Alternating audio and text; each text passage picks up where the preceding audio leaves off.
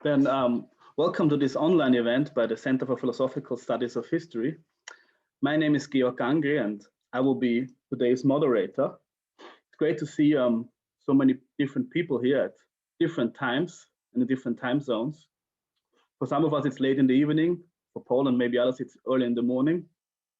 And thanks to modern technology, we can all be here today. So welcome to all of you. But more importantly, today, our speaker is Paul Roth with the topic Easing the Burden of History, Reflections of an Interloper. Paul is professor of philosophy at the University of California, Santa Cruz, and he's one of the most renowned contemporary philosophers of history.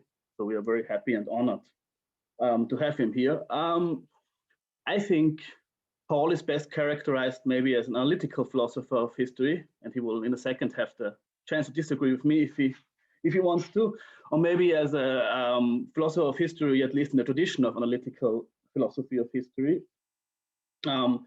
Most recently, in 2019, Paul has published the book, The Philosophical Structure of Historical Explanation. And from what I understand, today's talk will be partially based on it. He will talk about the book, criticisms of his book, and his own criticism of those criticisms. So we can all look forward to that.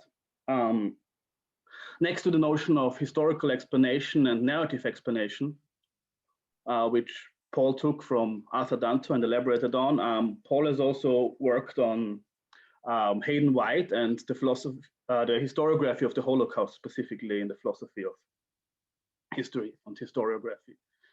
Aside from the philosophy of history, Paul has also published widely in epistemology and the philosophy of social sciences.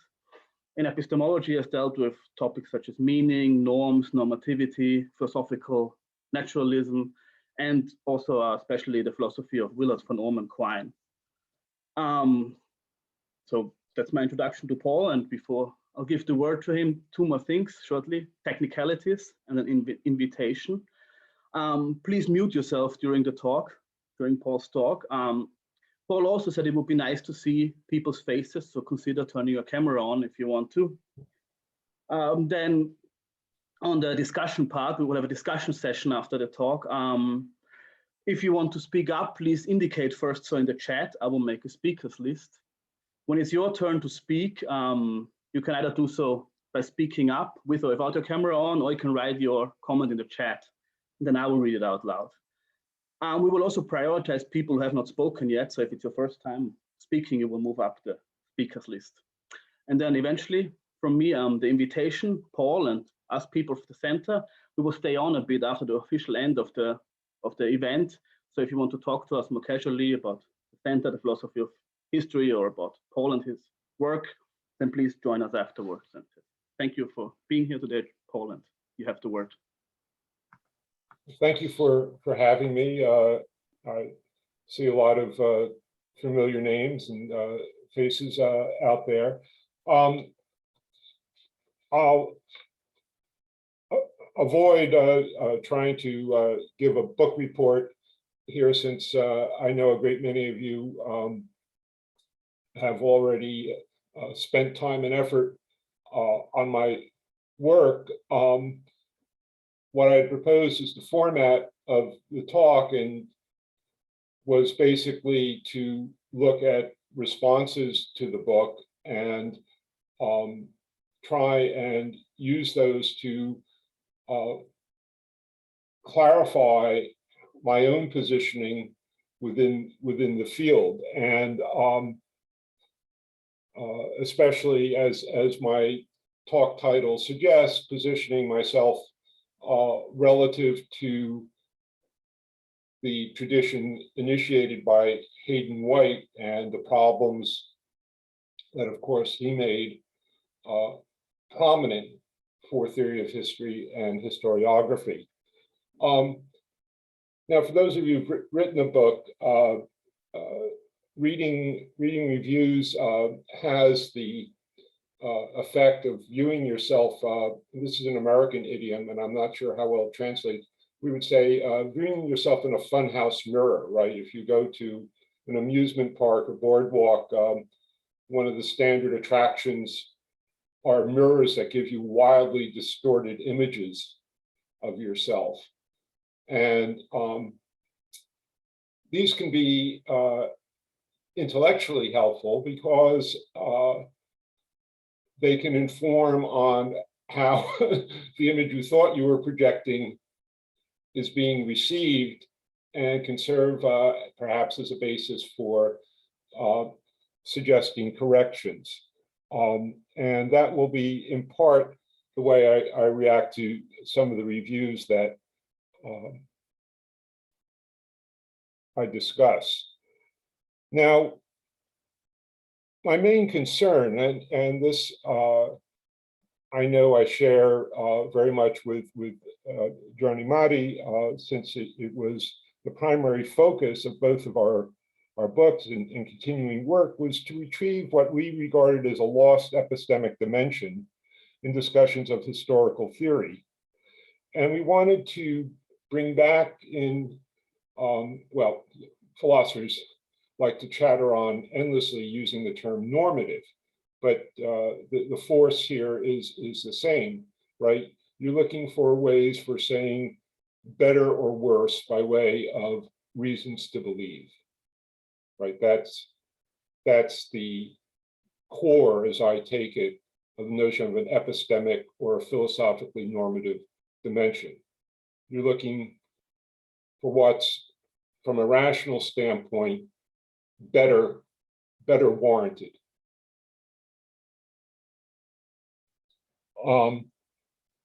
Yet we wanted to do this while retaining, at least in our own respective understandings, the insights that were gained or achieved from the narrativist theorizing, and particularly the way that theorizing has been dominated since the publication of meta-history in the early 70s. And the main insight, and here I'll just speak for myself, the main insight that I always took away from Hayden White's work, and work that interested me that followed from that, was the notion of histories as constructions and not representations. And in particular, histories as having a narrative, or that is to say, a story-like format. Augen Zelenik has written, I think very appropriately, classifying me as having a non-representationalist theory, and I'm perfectly at home with that characterization. I mean, more generally philosophically, I don't have much use for the notion of representation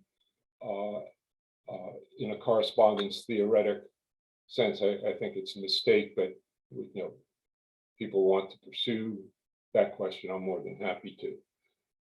So I structured my own thinking in the book, and right, since as I read the literature, the sort of epistemic dimension that interested me seemed to have reached a high point and then been lost in the writings of folks like Danto and Mink. Those were the people to whom I went back as my own starting point. And by way of trying, and part of this was trying to explain to myself what happened to philosophy of history. Why does it just simply fall off the map? Giuseppe Joseph D'Oro has written about this as well, and it's just sort of remarkable that by the early 70s,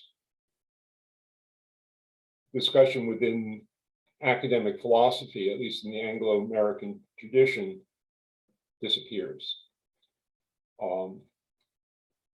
Why is that? So by way of trying to think this through about why others trained as I was walked away from these problems, I identified what I took to be two basic areas of dispute. One I called the methodological, and the second, the metaphysical. The metaphysical problem is straightforward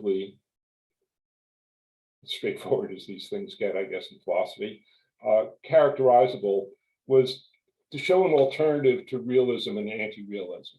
I mean, people are familiar with debates in philosophy of science, know this is a very tired little dance that goes on with some interesting parallels to debates in philosophy of history, though these are rarely noted, you know, the question being whether our best scientific theories are true.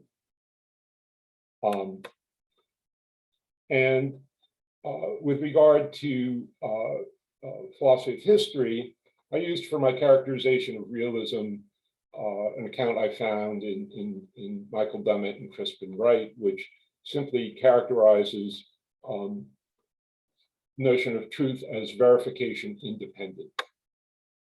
And this seemed to me to capture the core of historical realism as well. It was the idea that the past exists as some entity, whether we know it or not is an independent question.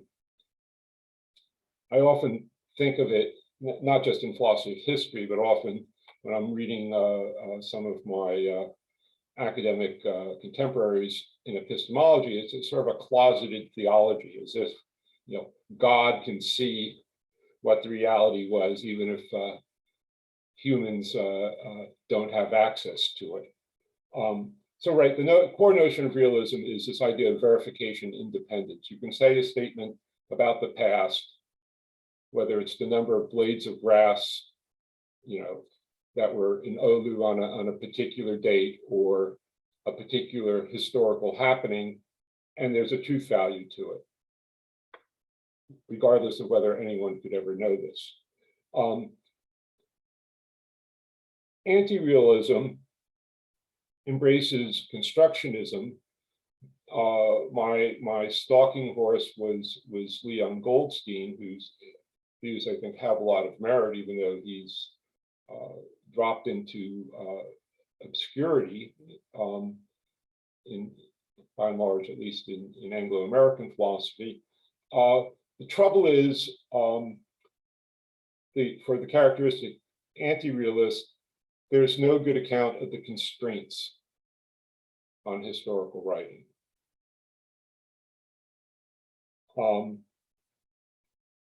So I tried to show a metaphysical alternative. I want to embrace the idea that the past is not fixed, and indeed from Dante, borrowing from Dante, key insight that I took from Dante was not simply the past isn't fixed, but it actually changes, that we learn new things about the past as we go forward. And hacking inspired me to try and reanimate a neologism coined by Nelson Goodman, that of irrealism. And Goodman uses it to a similar effect. And the notion of irrealism, right, already presumes what, following from Quine, Carnap, later Wittgenstein, you would call the framework dependence of all epistemic discourse. Even the notion of a fact on this view is something that only emerges once you have a way of talking about or understanding the world to begin with. You view natural science as a refinement of the way in which human beings begin to talk about it, but there's no starting from some pristine epistemic point, what Sellers in the 1950s famously labels as the given, and then build up a picture of the world from there. You know, the type of project that Carnap launches in the Aufbau to actually do Hume right, show how it's logically possible, the notion of a rational reconstruction. Once this fails, right, once this fails, and fails not just because Carnap lacks the imagination, but fails for reasons I won't rehearse here, for in principle reasons. The project can't be done. Then the notion of a fact from a philosophical standpoint simply goes away. Right.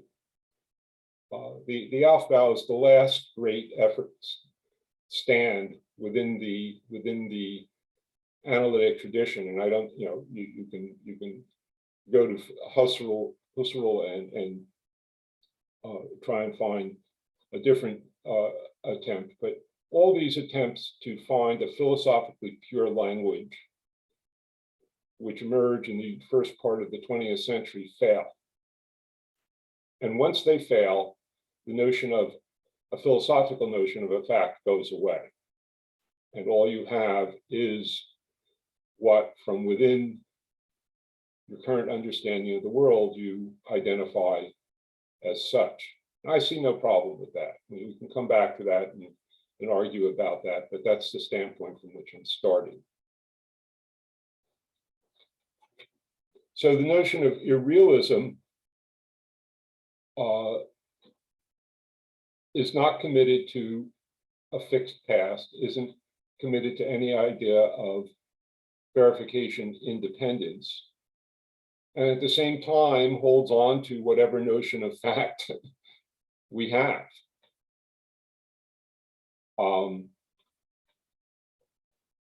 So the argument structure for realism is essentially that of a disjunctive syllogism. I consider three alternatives. I consider realism, anti-realism, irrealism. I show what I think are compelling problems with realism and anti-realism. I argue that irrealism isn't prey to any of these problems and has epistemic advantages of its own. Since I'm not a fan of transcendental arguments, that's the closest I can get to promoting a particular metaphysical view, and that's how I proceed. The methodological problem, as I understand it, takes a different form, right? So the metaphysical thesis permits me a basis for arguing why there are always going to be different accounts of the past that are not necessarily reconcilable, right? It does away with the issue of a fixed past that has to anchor a single notion of truth.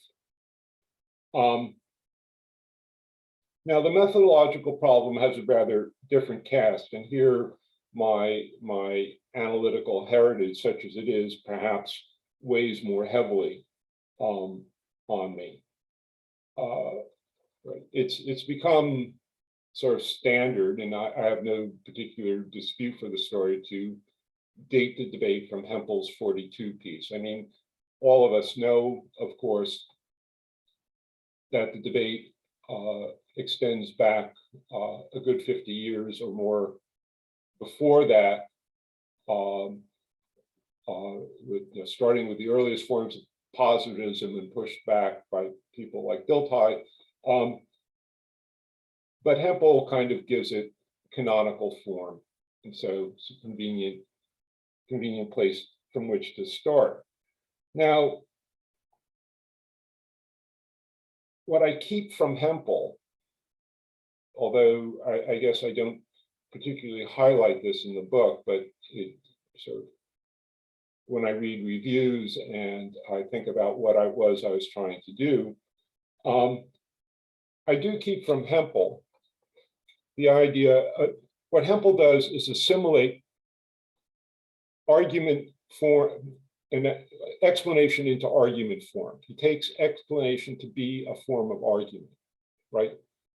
That's the compelling, what I think philosophers found philosophically compelling about the DN model, right? Folks in the analytic tradition are looking, right? they're thinking normatively about argument. Our clearest normative standard is standards of deductive inference. And by assimilating explanation to the form of a deductive argument, it has a great clarificatory value, right? It says how what you're offering as evidence supposedly relates to what you're trying to explain. Now, right, Hempel famously, loosens this and starts to bring in probabilistic models and so forth, but these are all formal models of inference. And people in philosophy of science love this because, right, it gives you a very precise standard, or promises a precise standard for evaluating the rational goodness of an explanation that's on order. Right, and right, standing behind this in a funny way is Carnap and Carnap's principle of tolerance, right? If you read late Carnap, say, Empiricism, Semantics, and Ontology, Carnap's already faced with a proliferation of formalisms. And so he famously articulates what he calls the principle of tolerance, which ironically both Quine and Davidson wind up rejecting, but I'll come back to that. The principle of tolerance says, look, I don't care what logic you use. What I need to know are the rules of inference for whatever it is you're calling a logic. I need to be able to look at what you're doing and say, by your own standards, this is a good inference or it isn't.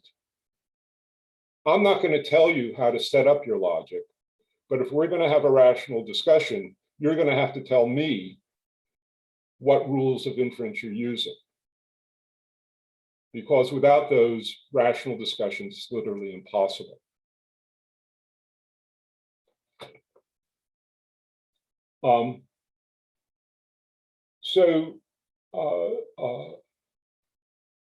I think this, whether explicitly articulated or not, stands behind a good deal of what passes as analytic philosophy, right? The idea that however you're making your inferences, if we're going to call it philosophy, I'm going to have to understand by what rules these inferences are judged better or worse.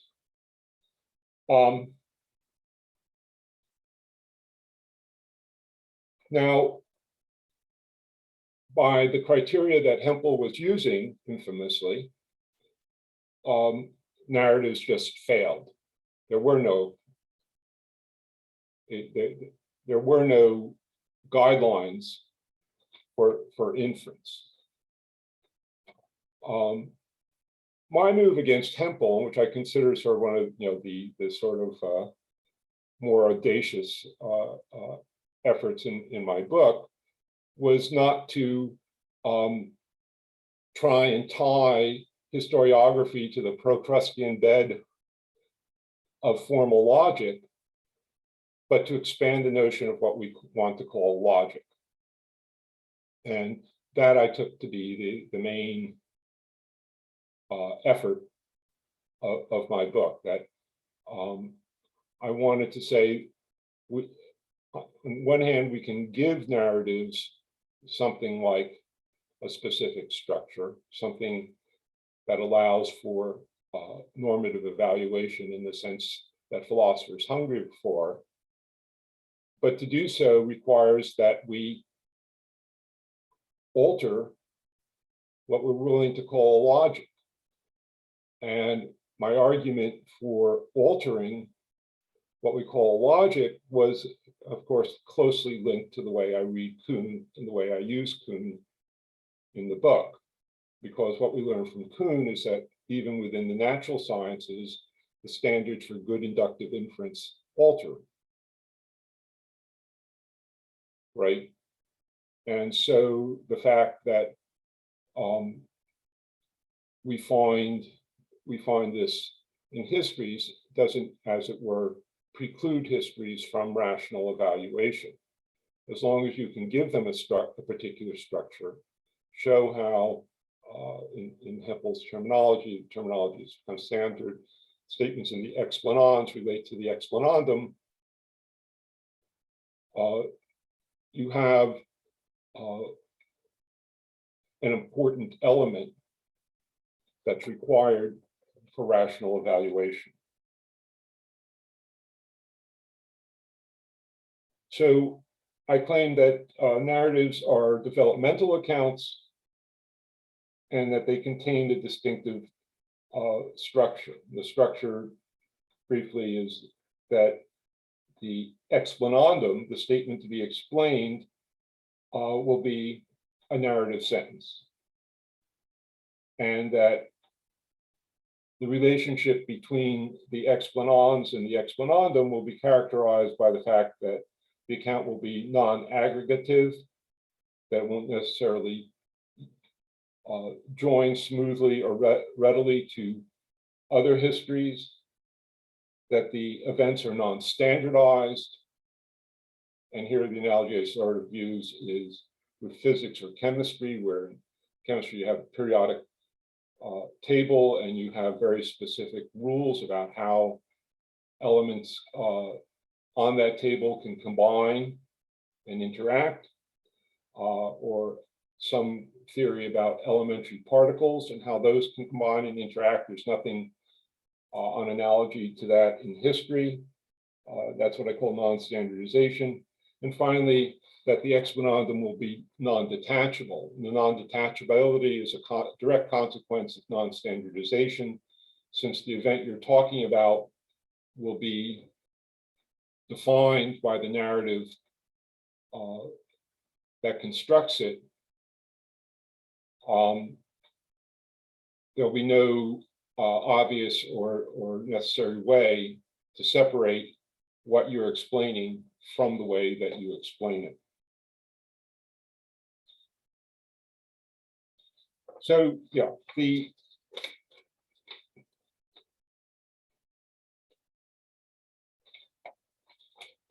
I also take from the analytic tradition the idea that, right,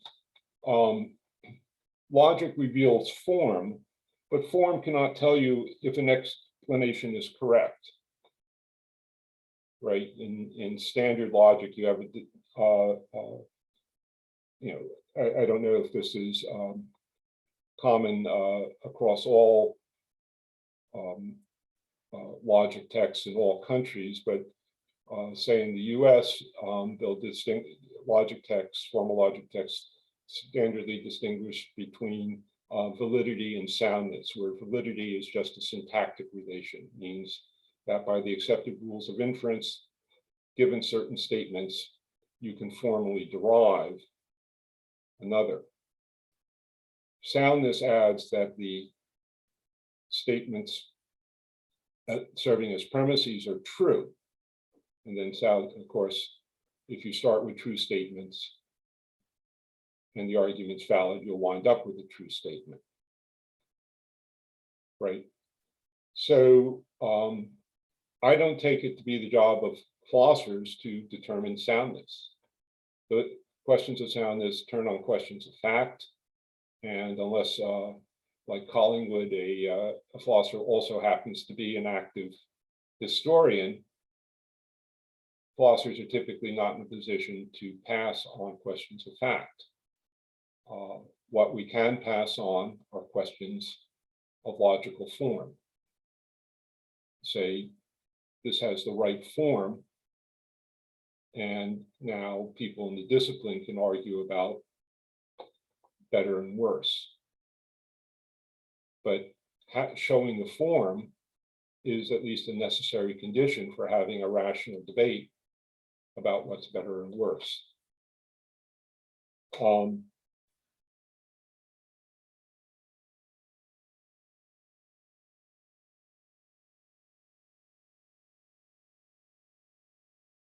Now,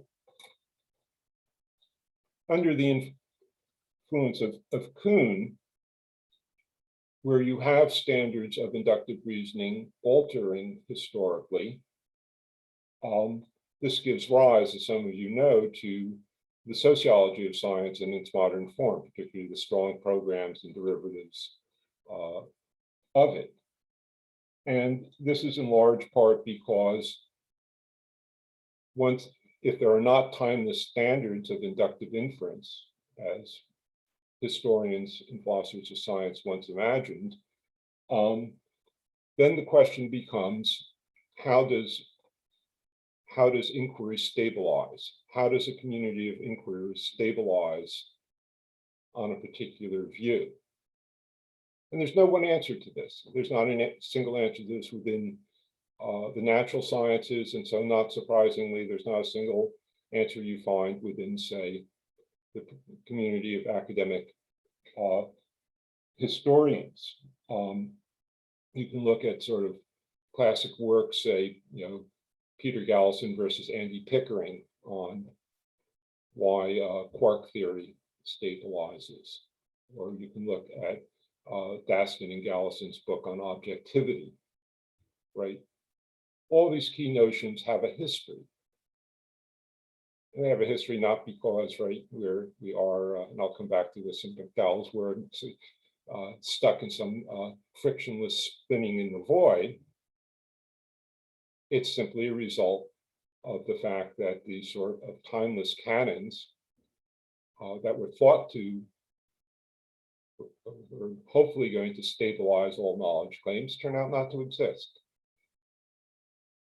And so you have to take a different route, one that does take in sociological factors to explaining the stability of results. But again, I see no problem with that. That is, no problem in the sense that somehow it separates history from other disciplines you would call sciences.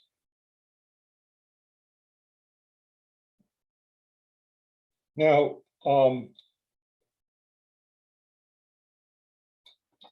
this lets me turn to the first critic that I want to examine, which was Frank Ankersmit's remarks.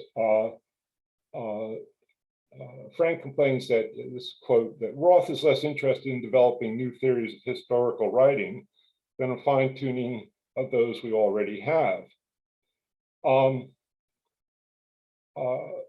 Well, I guess I'd have to say he's wrong on both points. I have no interest in a theory of historical writing. I don't even know what Frank means by that. Much less fine-tuning what we have. What I'm interested in is a structure of argument that might be retrieved from a narrative and how one might proceed there. And this is why I spend so much time, or I thought I spent so much time in the book, emphasizing questions of logical form and how we can tease out from existing narratives, right? And I thought I went to great lengths to not show that I was in a reformist mode, but to use canonical works of history and show that, in fact, this particular structure could be retrieved from them.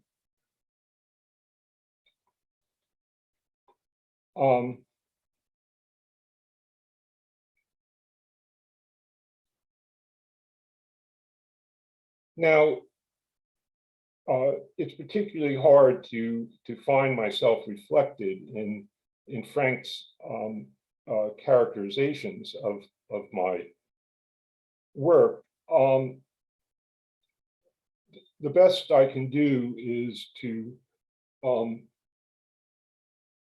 view what some of his missteps and use those as a basis for, in the funhouse mirror sense, correcting the distortions you find there.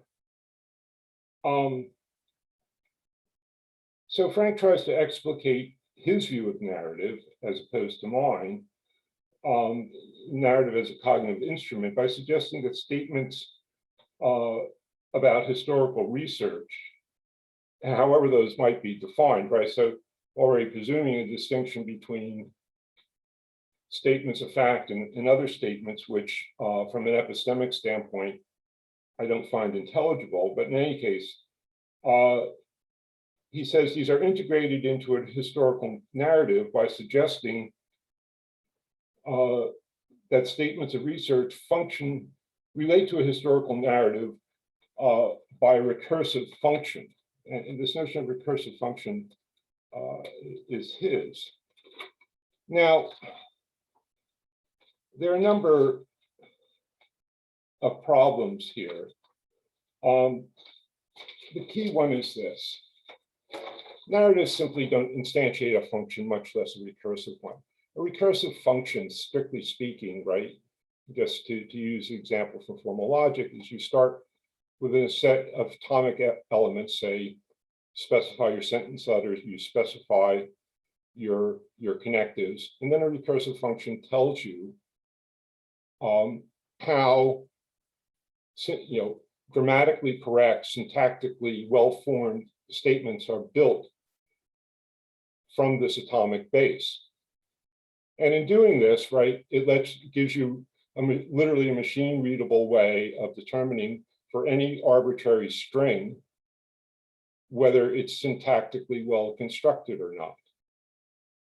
And the recursion has other properties that allows you eventually to formally define truth for formal systems and so forth, because you can specify by assigning truth values to the syntactic elements in certain ways that any statements built from these elements following certain rules are going to have certain truth values.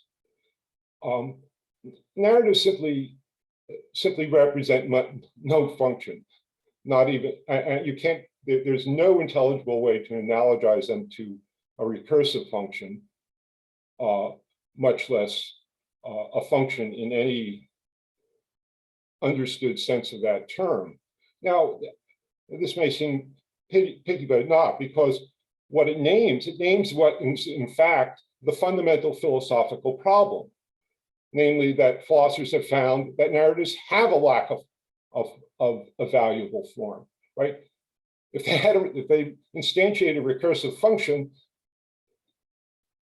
Hempel would have never written his piece, right? There would have been a discernible form to begin with. You would think Frank, of all people, would recognize this. The idea that a narrative represents a function mapping statements of fact into a narrative is absurd on the face of it. But the actually valuable point about the absurdity is that it simply reminds us of what the fundamental philosophical problem is, namely to identify a logical form to a narrative. Okay, so I have no idea why Frank chose the terminology or to say things that are patently incorrect, but his mistake reminds us, has the virtue of reminding us of what the actual philosophical problem is.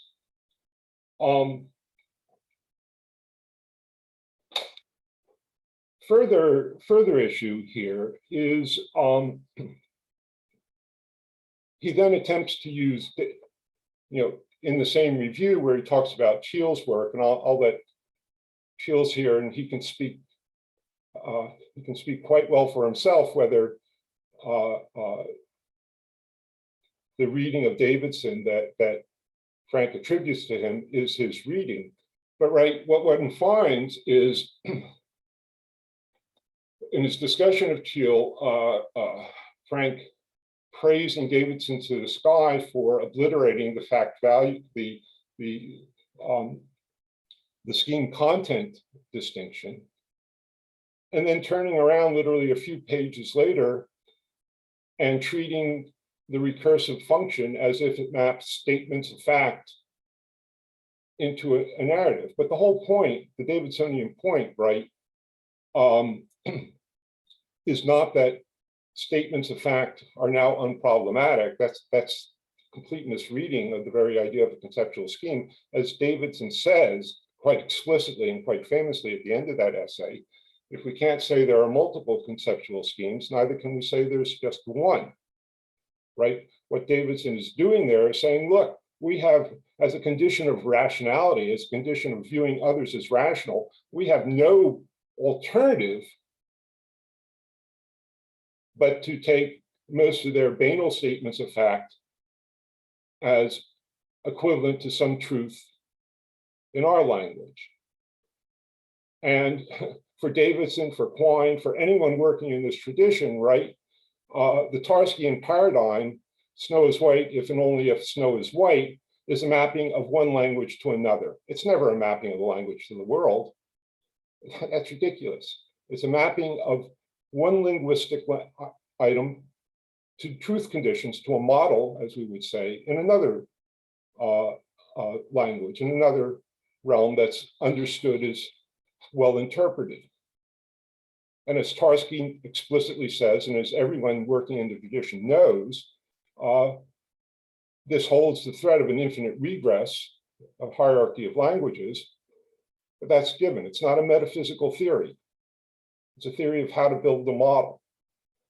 And you build a model that is a semantic account, an account of truth or falsity, by mapping linguistic items to linguistic items. That's it. So there's, in doing away with the scheme content dichotomy, what Davidson's doing away with is as an epistemically intelligible problem. This leads, right? This is why John McDowell takes Davidson as his target and complains that Davidson's account leaves us with a picture of us frictionless spinning in the void, is McDowell's timeless phrase here, right? He thinks Davidson has no account of how we connect to the world. Davidson's point, like Quine's or like Wittgenstein's, is we need no, it's philosophical insanity to think we even need such an account, right? But I say that as an aside. So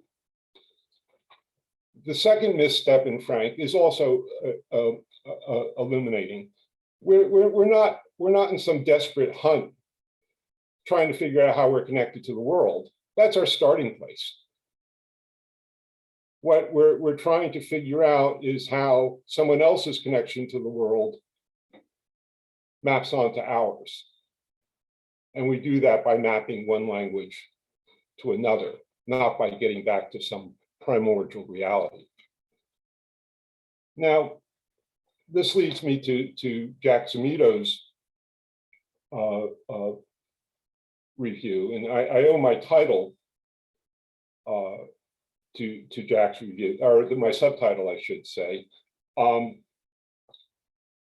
because Jack, who I greatly admire and respect, basically says, what's a philosopher offering us here? Quoting from Jack, he writes, I think on his, meaning my account, a Kuhnian philosopher of history, as empirical inquiry, he needs to take disciplinary constitutional standards, even for colligated events, more seriously. Jack writes, I find it difficult to understand how historical practice can remain an empirical inquiry once Roth's irrealism goes through. And Jack complains at length about in what sense, on my view, is history empirical? And my response is basically one I've already given. It's as empirical as it ever was. The facts don't disappear. What disappears is some philosophical dream of the given. And that philosophical dream never intersected in any interesting way with what historians do in any case, right? There were theories of sense data or clear and distinct ideas or protocol sentences, right? Name your favorite candidate. But these were in the service of a different epistemological program. So again, in brief, my response to Jack's complaint about, well, how does inquiry stabilize what becomes of the facts? I say you have to do exactly what sociologists and philosophers of science do. You look at how communities of inquirers stabilize around a certain view. There's no God's eye view to get here, right? It's a matter of looking how debate proceeds.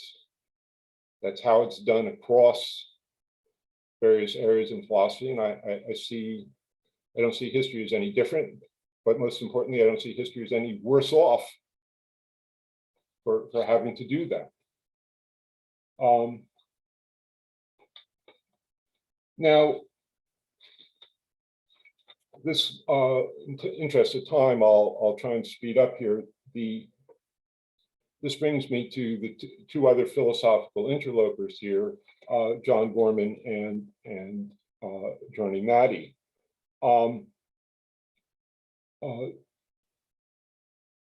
going to say least about John, who wrote a very generous, I thought, in many ways, review of the book.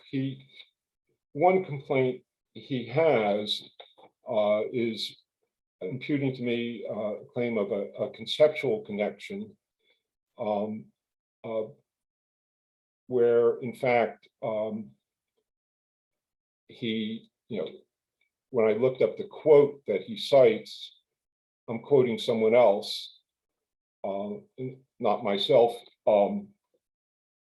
in that regard. But he raises a question about, right, the inferential structure, and he doesn't think that the structure will work in the way that I hope. I don't have a straightforward answer to that. I think that will depend on how my work plays out going forward. So I don't take it as, at least at the moment, a principled objection. I take it more as skepticism about whether my analysis of structure will actually yield the epistemic benefits that I claim. He could be right, but I think it's too early to tell. Now, save the best for last, Jouni-Matti, who raises the philosophical bar here. I mean, we agree on a number of points, but he has two questions for me, at least in his reviews. He asks, how exactly is it that narratives explain, and why is a narrative needed in the first place? So how do narratives explain? I say unfolding of events, a developmental sequence. But Kuukkanen raises the question, why a temporal sequencing? And as I read him, he worries that if I make temporality a categorical condition of explanation, he asks if I make it a categorical condition or a causal condition. But the first he suggests is intention to, when I naturalism, that is, I'm appealing to a conceptual rather than a demonstrated connection, and the causal condition he thinks might conflict with my irrealism. Now, because I take the explanandum to be a narrative sentence, I might appear to run afoul of the first horn of Kuukkanen's dilemma. But what would it mean to say that the structure is anti-naturalistic? Since I maintain that what we call historical explanations are retrospective, that is what makes them historical in my view, I would deny that I am asserting some a priori and so anti-naturalistic element into this account. That is, I make no claim that this is what, for all places and for all times, this is what history must mean. But in the here and now, it is what it seems to to connote. That I take to be an empirical claim. Nothing in my account that I'm aware of entails that the presentation of an explanation must hold to in the writing of a temporal or development order. However, if no such order was retrievable from a text, I do admit I would lose a grip on what made that text explanatory. Right? We know there are films, there are books where the temporal order gets played with. But the question is, could those still be explanations? Regarding the second question, why is narrative needed in the first place? Kuukkanen speculates, and this is a quote, Roth's answer is that narrative is a natural choice for the philosophical studies simply because historians use it to make sense of the past, although this still will not answer why narrative is essential or necessary. Could we see narrative as contingent, expendable, if matters change in the practice of historical scholarship, close quote. Well, my answer is yes, but at the same time, this is a question for Jouni-Matti as much as it is for me, since if we replace the term narrative by colligation, it seems to me the same questions could be raised about his view as well. But more to the point, part of the answer here is given to my early response, namely that the logical form that I give to the explanandum stands in a certain inferential relation to whatever appears in the explanans. Is this form expendable in Kuukkanen's terms? Now, I'm a bit coy about this in my chapter on essentially narrative explanations. But because the passage of time adds truths to the past, it adds or changes, on my view, what people wish to explain. In other words, so long as new events loom into view as calling for explanation, and these are not standardized, then I do take it to be the case that only a developmental sequence offers an explanation.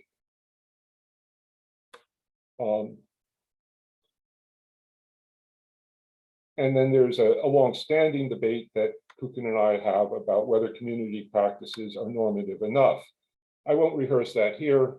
There'll probably be other questions. There's an interesting new book by a young Swiss scholar, Matthew Calo, called The Practical Origins of Ideas, subtitled Genealogy as Conceptual Reverse Engineering. It just came out with Oxford Press, and it's very nicely available.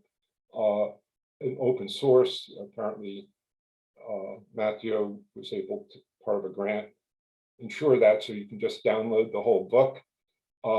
But it's taking an Edward Craig, Bernard Williams view towards a historical development of epistemic notions. It's a kind of a naturalistic line, but it argues that truth and other epistemic justification have a history, but this history is, as it were, guided by certain concerns.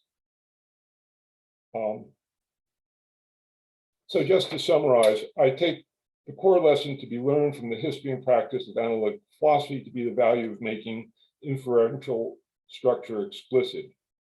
Philosophers are not arbiters of matter of fact, but they do worry, at least since Plato, about how to avoid making the weaker argument appear the stronger. Yet they have also learned that reason has a history. Alan Richardson has this happy phrase, which I quote in several places, about Kuhn. The lesson to be learned from Kuhn is the historicizing of reason, and I endorse that strongly. Reimagining logic permits a rethinking of whether or not the epistemic burdens historians bear are unique. I argue they are not. Freud famously remarks that psychoanalysis, the goal of psychoanalysis is simply to replace neurotic misery with ordinary unhappiness. In this spirit, I would say that while I understand why, given the dominant philosophy of science, when Hayden White wrote, he said what he did, nonetheless, continuing to position historiography as a unique academic burden borne by historians is to impose a type of neurotic misery on the discipline. Yet clearly it seems revealing it to be no different in kind from other empirical practices leaves some unhappy. Let me conclude my excursion into the logic of historical reasoning then with a gesture to Hayden's philosophical motivation for locating the burden of history as they did by citing the closing passage from a classic essay in existential philosophy, namely Camus' The Myth of Sisyphus. Here's what Camus wrote. One always finds one's burden again, but Sisyphus teaches the higher fidelity that negates the gods and raises rocks. He too concludes that all is well. The universe henceforth without a master seems to him neither sterile nor futile. One must imagine Sisyphus happy. Thank you. Great. Thank you very much, Paul. Now it's time for the discussion session. So as I said before, please come forward if you have any question. Indicate so in the chat. We can also give people a minute to think or some time to think if there's some. I would assume there are some questions. Okay, yeah, there's Giel first. Please, Giel, speak up. Thank you, Paul, for your wonderful talk. I have a short question. You emphasized how narratives, that the explanandum is the narrative sentence, right? Yes. Why not saying that the explanandum is the significance of the event? Because isn't Danto constantly talking about narrative sentence because he's interested in why is this or that event significant? Or why didn't you use that term in the talk today? And at some point Danto says, well, why are there narrative sentences in a narrative? Well, to indicate that some event is significant for this or that reason. Right. I guess maybe there's a hammer hidden beneath the velvet glove of your question. I don't. I'm inclined to say yes. We assume that one, say, references the beginning of the 30-year war, or we say Aristarchus anticipates Copernicus because we take the end event as one that we're curious about or we regard as important or significant. I guess I took that just to be implicit, right? Nothing requires that it be significant, right? You could be talking about, an example sometimes I use in lectures, and you say, the party a year ago at which I met my current partner, right? Significant for you, but not in the larger scheme of things. But yeah, so I just took it as implicit, not something that necessarily called for defense or explication. Okay. I hope that I'm answering your question. We can come back to that later if anybody wants to. But we have another question by Fons de Wolf. Yes. Yeah. Hello, Paul. Thanks for the talk. I had a question about, well, the project of the book itself, and based on your talk, I started to think, like, who are we writing to as philosophers? What in fact are we doing? And I wanted to hear from you how you yourself conceive that. I mean, you said that you take from analytic philosophy and specifically from Hempel that philosophers are engaged in trying to figure out what good inferences can be, when claims can be better warranted or not. But so I think that that's a weak conception of what we're doing. And there is a phrase also from Alan Richardson, one which I'm very sympathetic to, which is probably similar to the one you quoted, where he says that philosophers actually give accounts of knowledge and the history of knowledge that are coming to a self-consciousness of the human impulse for knowledge. So according to Richardson, what good philosophers should do is provide or bringing a self-consciousness into being of what we are as human beings and what knowledge, how knowledge plays a role in our lives. And I think that's a broader outlook on philosophical activity. And I also think that that's a better way of phrasing what you are doing in the book. You're not just, you're doing something much more than taking or trying to answer the question what is a better warranted claim in history. That would be my reading of it. I was just wondering what your thoughts are. Well, it's extraordinarily generous and kind reading, and so of course I don't want to refuse it. Yeah, and of course I have a great respect for Alan Richardson's written on how from a philosophical standpoint, the notion of experience has a history and so forth, right?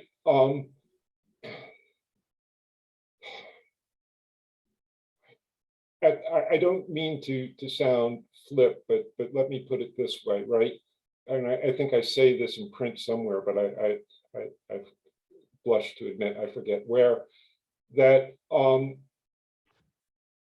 in the sense that, right, there's a Hegelian cast to your characterization, right? The fuller realization of the human project. I note that tone also in Richardson's writing, but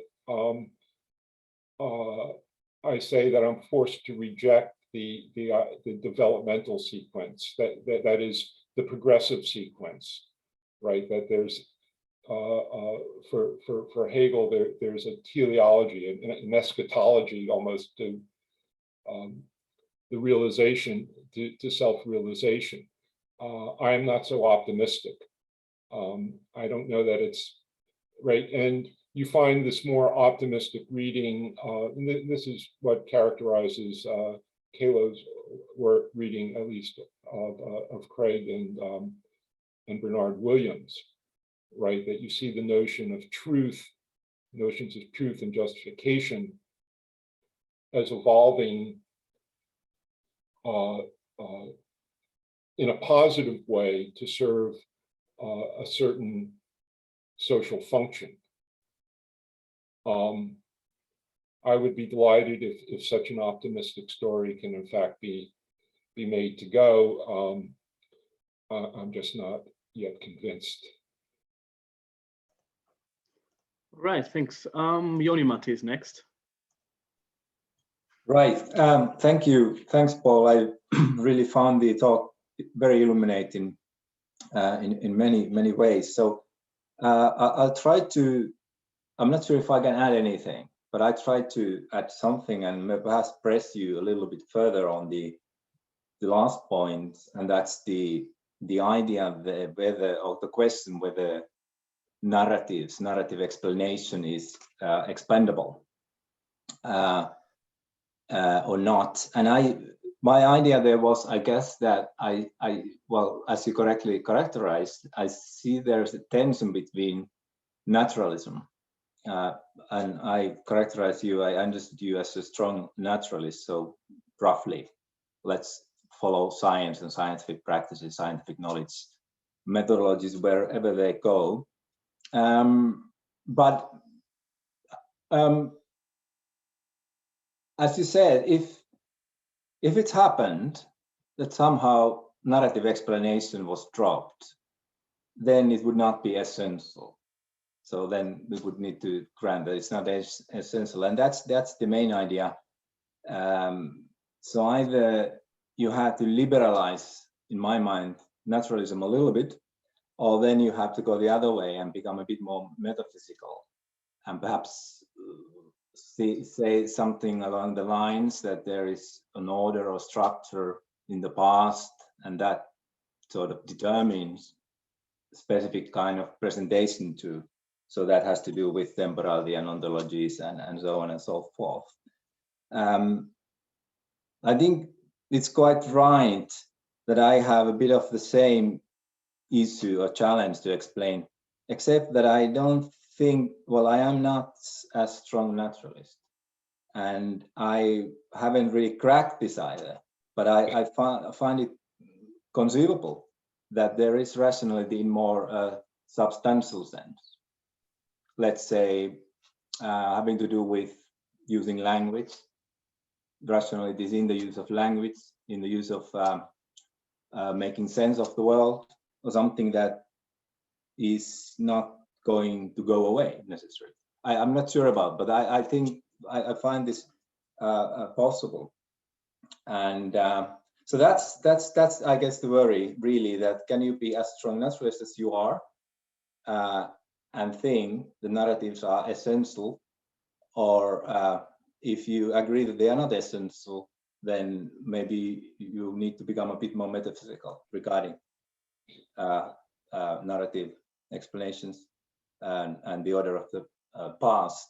I have another issue, but that takes us further away, but I just mentioned it in passing. I have a general concern about what concepts are, what words really mean, and while practices may change, I'm not sure if you talk about rationality, for example, rationality can change to anything. If we really follow the naturalist line like Bloor and his talk about Azande logic and the rationality being something totally alien to us, I don't think it would make sense to us anymore. We would be talking about something different. But that's a separate point about what are the limits of understanding, what are the limits of our concepts. Yes, that's. So I think I can answer the first question. And it actually turns on something I had written that, and I went on longer than I intended, and I apologize for that. And I cut short remarks out of Gorman. Gorman jumps on my use of standardization from what for me was a surprising angle. He says, why is Roth worried about standardization? You don't even have standardization in the natural sciences. Why is he so worried? He says, yeah, of course he's right. Events aren't standardized, but they're nowhere, you know. So why does he go on and on about this? And that that took me aback at first, at least, you know, under the guise of a criticism, but it relates directly to what you're saying in the following way. A lot of my notion of an essentially narrative explanation turns on the claim that what's being explained aren't standardized. And that's what forces the expansion of logic. You know, same line, you know, my reading of Kuhn, since there's no standardized notion of science, that notion of science varies from community to community. What we're explaining, it turns out, you know, what we're calling science has no real conceptual continuity. It's identified not conceptually, it's identified by the practitioners at a particular historical moment who get labeled scientists. So as long as events are non-standardized, that is, that we can't sort of neatly characterize them in a way, you know, again, I guess I differ, right?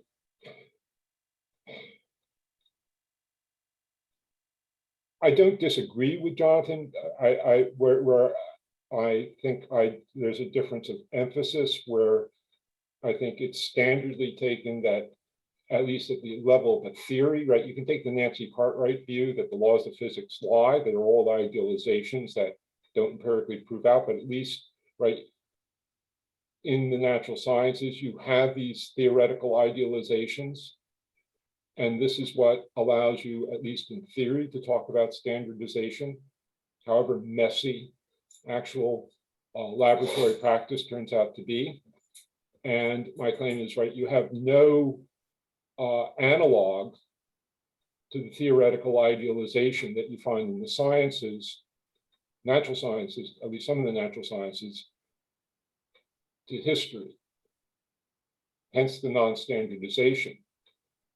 Since you have non-standardization, each narrative is going to be, in effect, constructing the event in the process of explaining it. It's going to have to say what it's counting as the event to be being explained.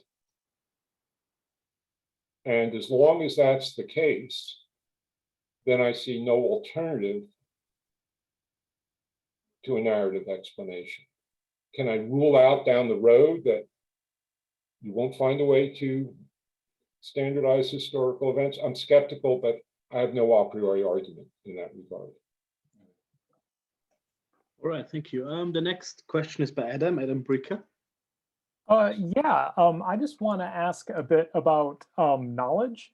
So what it means to have knowledge about the past or historical knowledge on your account.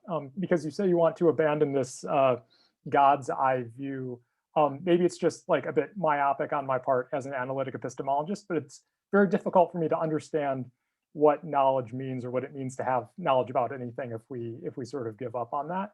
So I just want to ask on your position, what does it mean to know something about the past? Yeah, so the standard analytic explication of knowledge, right? S knows that P, if and only if S believes P, S is justified in believing P, P is true.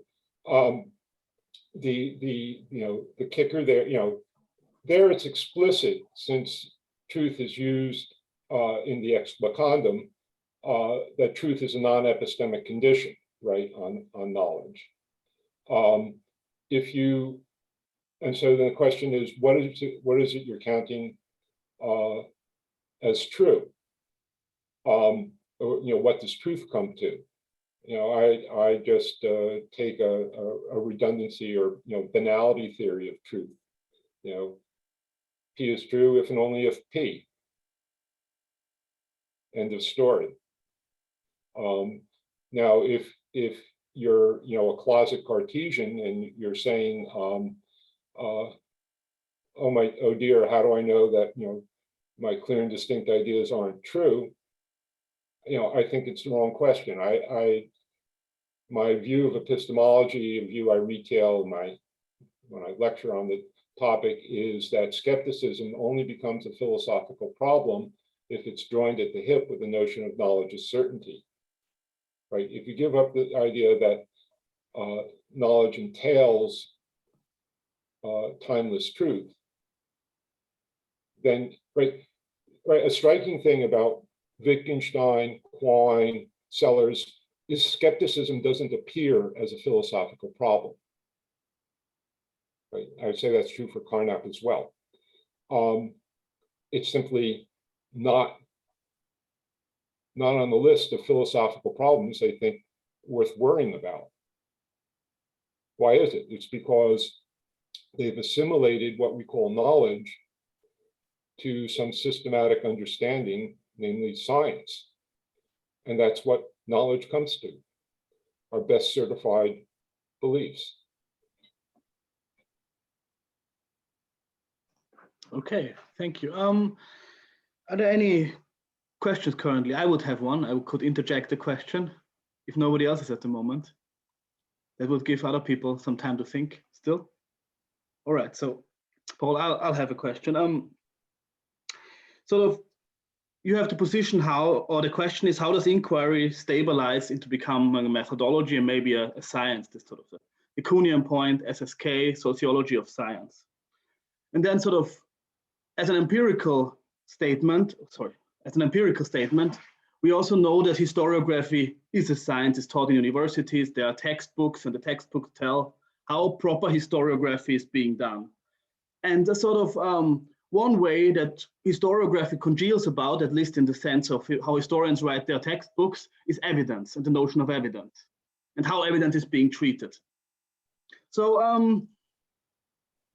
I guess the question is, there are two parts of the question. Is, do you have any specific theory of evidence, or is evidence just a term as fact and its concepts and sort of, it's dependent on your conceptual framework, and this is how evidence is being treated and what evidence is? Or if we assume that there's a certain methodology that congeals around evidence, do we have an interesting philosophical discussion still to be had on the justification of the method of how historians deal with evidence? In the sense of, maybe, I don't know, maybe this is then, we have sort of meta justification on knowledge of how evidence is being used, and by that we sort of get a different theory of how the methodology of historiography is conducive to, I don't know, maybe truth or whatever, other than just by being a sociological explanation. I'm not sure if that was exactly entirely clear what I meant, but sort of other than the Kuhnian sociological explanation of why we have methodology and why we have science. Yeah, so I don't think that there is, an interesting or worthwhile philosophical theory of evidence. There are philosophical theories, right? You look, Bayesian, these are theories about how to reason from whatever you take to be evidence. They're not, right? What would be a philosophical theory of evidence? Well, short of just, repeating what I've said about, the given or something, I'm not sure what that can be. See, the sort of example I use is, I'm blocking on the name, but the famous libel tribal, Deborah Lipschitz and David, the guy who said there were no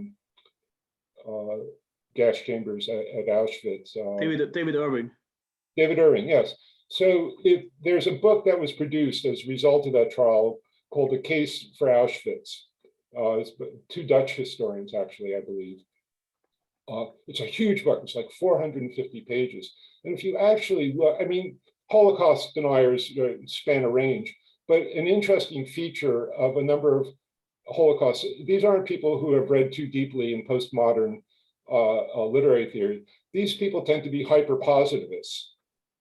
They set the bar of evidence very, very high, right? Well, where's the Hitler order saying kill the Jews, or right? Invariably, you find the more sophisticated deniers are just very hard-nosed positivists. That's the philosophical role they take. And Deborah Lipschitz's defense team hired these historians, right? So as we all know, the Germans blew up the chambers at Auschwitz, at almost all the death camps. Majdanek was the one exception, but the question here was Auschwitz. And so how do you prove that those structures were gas chambers? Well, if you actually sit down and read this book, which I did once, and it's enlightening from a philosophical standpoint, what does it take to prove that the remains of these buildings were gas chambers and not delousing facilities or something like that? So the guys who wrote the book, and they go into how the rebar is bent, right? Microscopic traces, right? They eliminate every plausible explanation for what function these structures could have had, except that they're gas chambers, that these had to be venting a certain type of gas, that they were sealed in a certain type of way. But 450 pages to art, you want a theory of evidence? That's a theory of evidence. That's what, if someone really, when a really push comes to shove, the lengths that people have to go to prove something. And while it's philosophically interesting, it's not philosophy. It's just laborious, on the ground work, eliminating every other account that might explain why these structures at this place. Okay, thanks, Paul. There's still Josepina Doro with a question. Hi, sorry. I'm sorry, I arrived late, so I'll ask the question only if there are no others, really. Please because, go, yeah. I suppose I thought that since Paul is here, I might ask a question about the book, given that I haven't followed the talk completely. So I wonder whether you could go over your distinction between irrealism and anti-realism and the sense in which you subscribe to irrealism rather than anti-realism. Right. I talked about that a little bit, but maybe it bears repeating. The notion of irrealism, right, which Goodman's nihilism, and you know, right, Goodman was a close student, shall we say, of Carnap. For the irrealist, unlike the anti-realist, the notion of fact is already internal to a frame, and what you're talking about are different ways of framing the discussion, right? There's no prior notion of fact to be retrieved in an irrealist account. You just have different ways of framing the discussion, which is how I think Goodman sets it up in ways of world making, for example.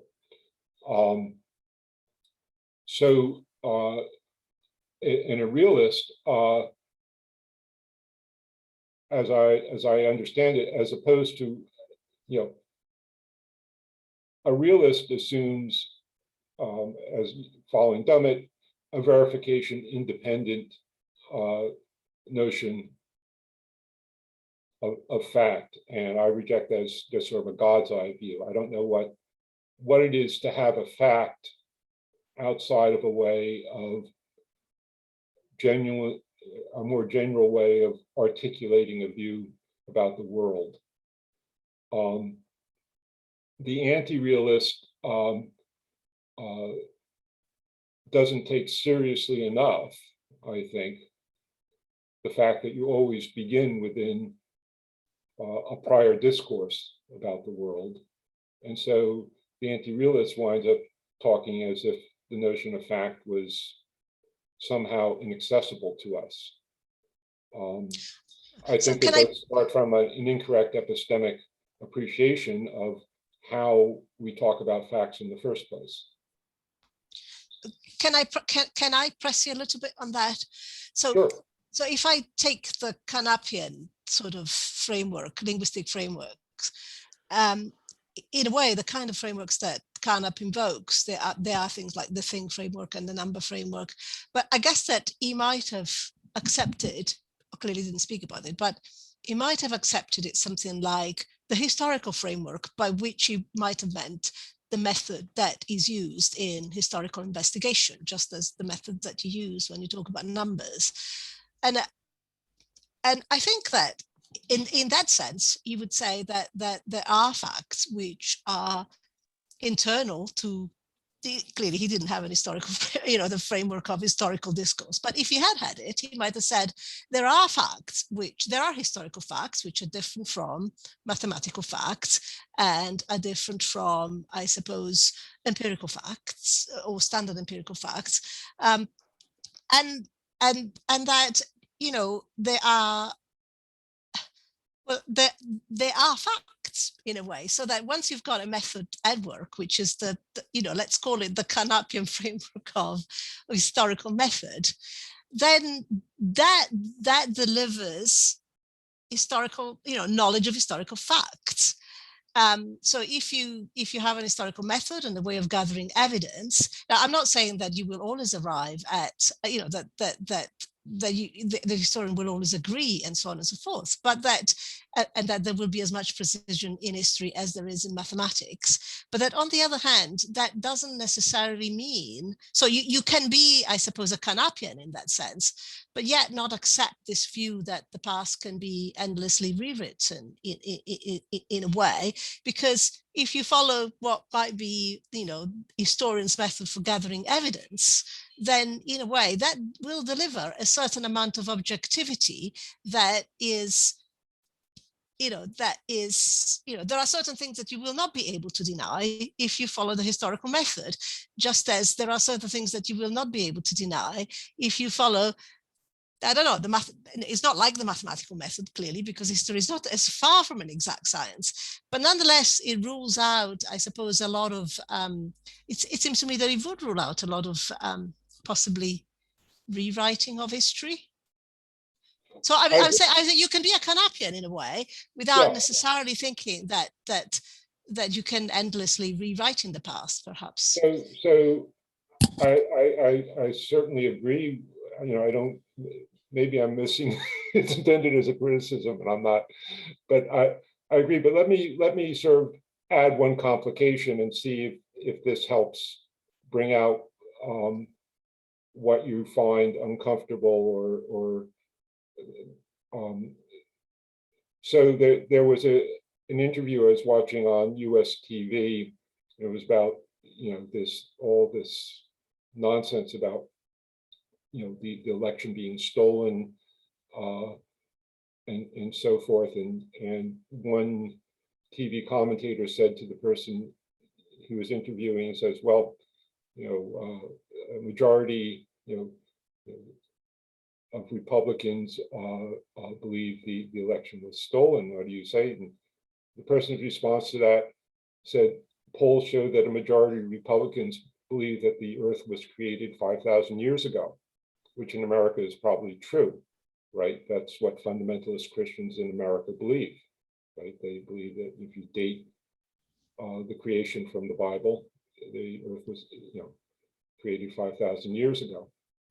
So there you have, I think, an actual case of real life framing where people don't agree at all on what counts as a fact, right? But if we hold those sorts of cases aside, right? So there are cases like that where people just don't converge on what counts as a fact. I don't know what to say to such people. I don't see that it's a philosophical argument that's going to change their mind. But for others, yes, if you accept a certain notion of fact, it absolutely does constrain what accounts can be told. I didn't think anything I said in the book denied that. Okay, we have, I don't want to sort of cut you off, but we have two more questions now. Jouni-Matti and Gil again, but Gil said he was exactly on this topic, so if Jouni-Matti agrees, maybe Gil can go first. Perhaps Jouni has a related question as well. So, well, you're on now, please. Yeah, because what was interesting in your talk, Paul, is that you introduced the term irrealism by referencing Dummett's Truth and the Past, right?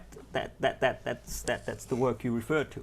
And one of the interesting things about that little book is, of course, that it's the first book he more or less retreats from his anti-realist position, and he more or less moves to this realist position. But he says, and one of the important points that he makes is that we should distinguish between what a sentence says and the meaning of it, and what it needs to verify. And then he goes on to argue that a statement about the past, part of its truth condition, is that it could have been observed at the moment that the statement is referring to. And of course, perhaps there's no evidence for it. So the question of evidence verification is set apart by the question of its meaning. But part of the truth condition of the statement is that it could have been observed. And perhaps that's the most sensible thing you can say about a fact. I'm not sure if you would agree with that position, but reference to the Truth in the Past book by Dummett would lead to this specific answer to this specific question. So I was wondering what your thoughts are about it. And of course, what's interesting, of course, about Truth in the Past is that it's the Dewey lectures. So Dummett is more or less obliged to go into a more pragmatist position. And that's, of course, also a term that you do not use, because you can also argue that instead of being a realist or an anti-realist, we should simply be pragmatists. You know, pragmatism and realism, I'm not always sure how to cut the difference. I mean, I have no objection to the term pragmatism, but I find, you know, naturalism's already a slippery enough term, and I have to go to great lengths to, I feel, to distinguish what, you know, I take to be naturalism from, you know, other people who claim that label, and I just didn't want to,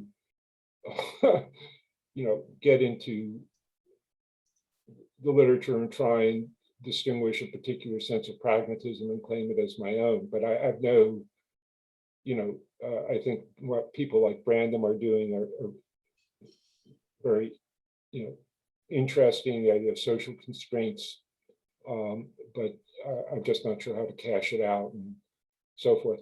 Let's go back to the Dummett. My bottom line objection to even the revised Dummett that you find, right, and I've actually gone through earlier, you know, the version that was published, say, in the Journal of Philosophy, and the version that comes out in as a book form, and there are some interesting differences between the two. But I think the philosophically interesting point is Dummett always links verification to perception, right? What you can perceive.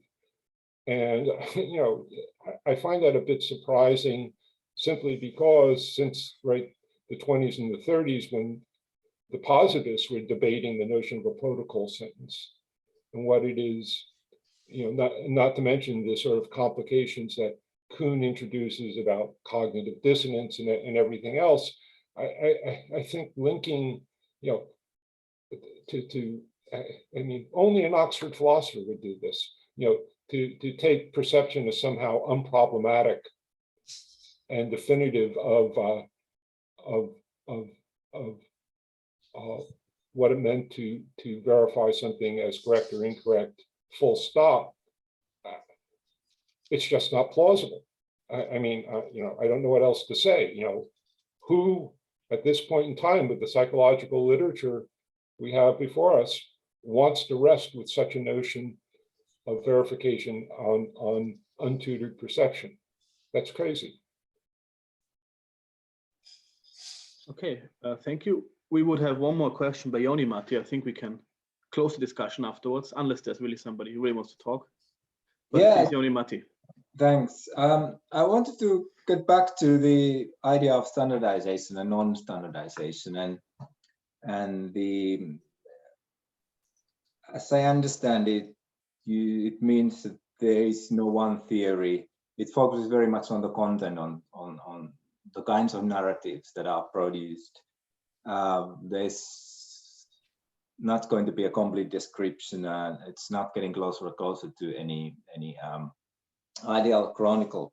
And yes, I can, yeah, only agree about that. Although then I wonder, I guess, what's the situation in the sciences either, but that's another point.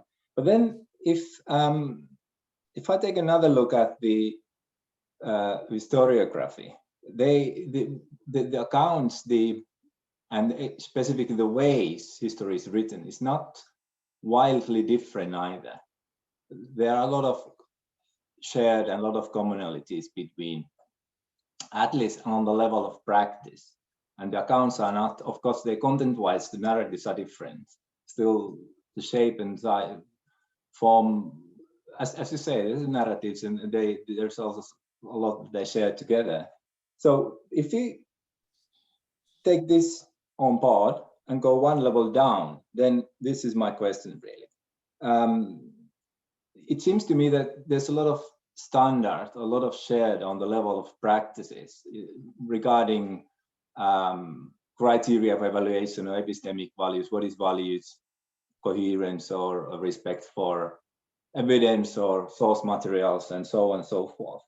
So would there be some sort of standard theory on a deeper level, on the level of this practical level? And would you see it's possible that this amounts to a notion of rationality, is a sort of benchmark of rationality, or would this mean changing the subject totally?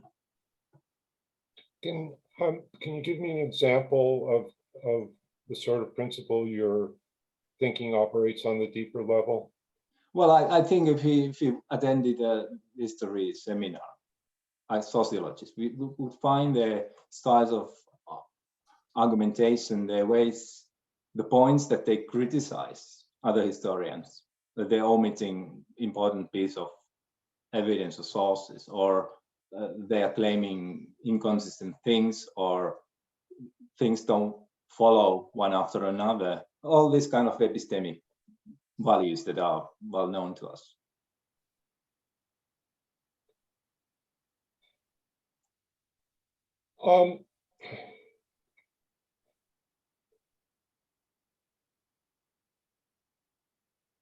And your suggestion is that the fact that they are looking for inferential relations is indicative of, as it were, a deeper seated concern for rational structure that's shared, even if it's not fully articulated. Or maybe rationality could be defined as something that is sort of embedded in these practices. Yeah. I guess I have to say, absent, right, if we were sitting alongside each other in some seminar, we could probably be writing notes to each other about where the supposed problem of inference lies. I just don't know, Jouni, how to answer the question in the abstract. Does it show a shared conception of rationality that's being disturbed by certain works? I can't say if your intuition is that's what it shows. I can't say you're wrong, but absent, right, seeing what the argument is about, I can't really I think fruitfully join issue with you at this level either. I don't mean to be evading the question, but I'm not certain at the moment how best to draw out our difference. I guess, as we both know from prior encounters, your intuition is that there is a deeper normative level, and I, as always, am the cynic and the skeptic. But establishing that one way or the other would require closer looking at cases. Sure. Thank you. We'll return.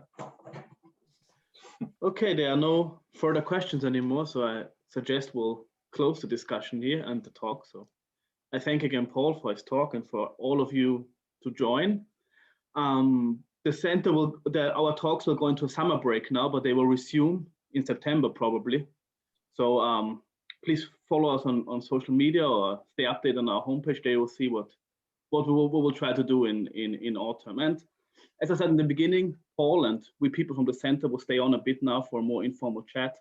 So please join us if you have time. And my thanks to everyone for taking the time to come in, and I very much appreciated and benefited from this discussion. So thank you all. I appreciate you being here. Thank you too, Paul.